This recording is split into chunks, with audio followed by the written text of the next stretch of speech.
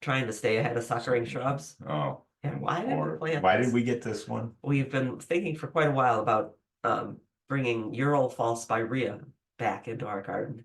But I told Steve just last week, I couldn't think of a place to put it where we could keep it under control because it's a suckering shrub. And then I realized, wait, right here at the base of this Norway maple where I've been piling up sticks for years and killing the grass.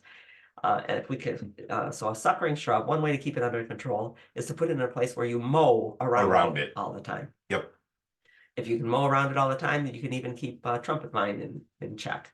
But this is Itea virginica. A couple of weeks ago, when we were here talking last, someone asked about what do you do with Virginia sweetspire? Well, this Virginia sweetspire is meant to be the backbone of an annual garden, and it's trying to take over the whole garden. You could see red popping up here, here, here. And that happens in 1 year. So I'll show you what I do every year to this plant. I do that. There it was. And there it is. And all of that, those clumps of things off to the side are rooted pieces that I took out. You could see that the soil was disturbed Disturbed all the way around. all around it. It wasn't just cut. So what I do first is I go in and I cut out some of the older, see the thicker wood in there that's been there for more than 1 year. It's lost the color of red and there's brown in there. I'm going to cut those right out. So those come out first. So I've thinned the whole thing out. Room for more suckers right in the middle of the plant. Then I slice around the plant and lift out the pieces like you see coming up. Pointed this one right there. See, I do a slice just like I'm edging the garden. I slice right down with a sharp spade and take that out as well as what it was doing. See the long extension that it's got on it and coming up to the side. And I don't know any other way to beat these except to remember that if you're pruning something that suckers, you have to prune the roots as well as the top, and that's what you're doing here. So I end up with this and shorten the tallest of those stems. And then later in the year, that's that orange in the middle is its fall color.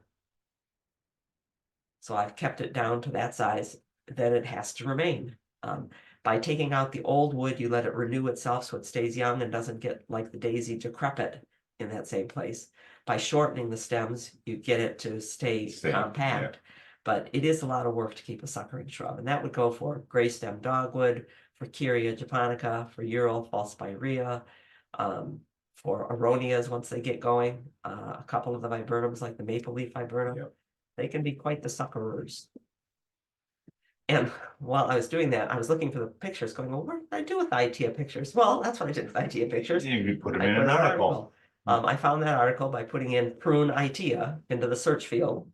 First, it came up with a bunch of the pictures of the Itea, and then the next thing that was on the list was pruning shrubs that spread by root suckers. Getting questions about fertilizer now. Oh boy! And it's like going in for a math test. School. Yeah.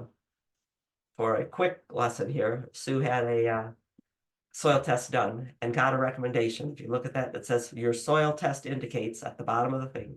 See, it says follow your personalized recommendations. Your soil test indicates on a yearly basis for 100 square feet, you need 0.1, a tenth of a pound of nitrogen.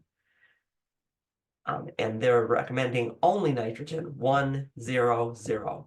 If you look at the bars up above, it says above optimum in phosphorus, above optimum in potassium, there's plenty of everything else. All it's going to need is nitrogen, which is what breaks down so rapidly in the soil. So Sue had contacted us. She said, I can't find a 100 fertilizer. Well, you might not be able to find 100, but you're only looking for the ratio. It could be a 20-0-0. Whatever. As long as it's 0-0. So I recommended look for an organic that you can use, like 12-0-0.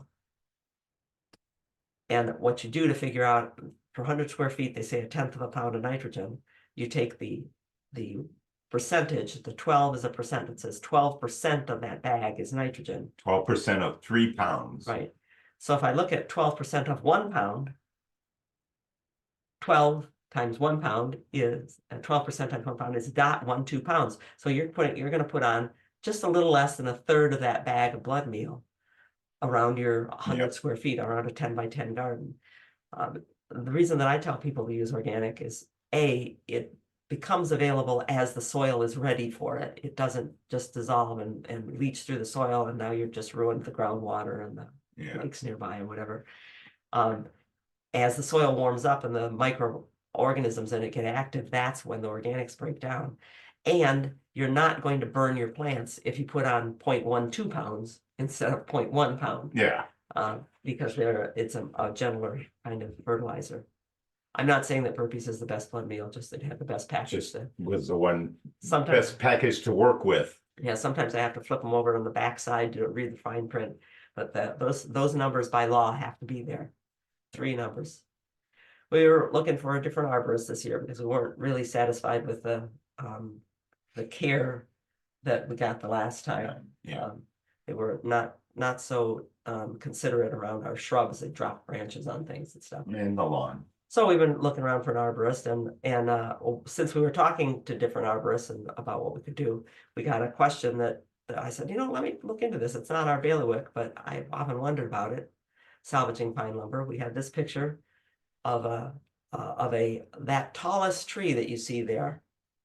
Do you know what kind it is? Well, if you're looking to take that tree out, fortunately they sent us this picture too.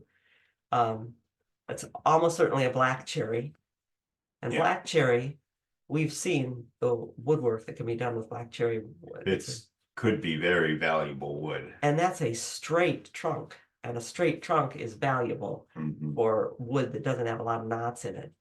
So we said, if you're going to take that down, you probably ought to check around and see if there's a sawmill that will take that lumber or an arborist that will take that lumber.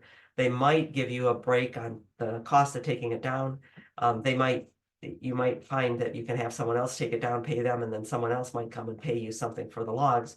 So we started calling around, and the way to do that is to look up sawmills or sawyers, S-A-W-Y-E-R, sawmill operators, a sawyer.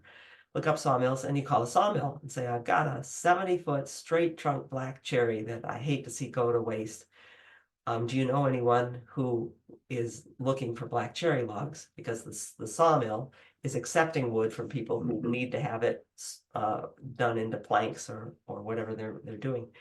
And we did find someone who's gone to take a look at that tree. Now, it's not like you're going to go to the bank and retire from your job and whatever. Yeah.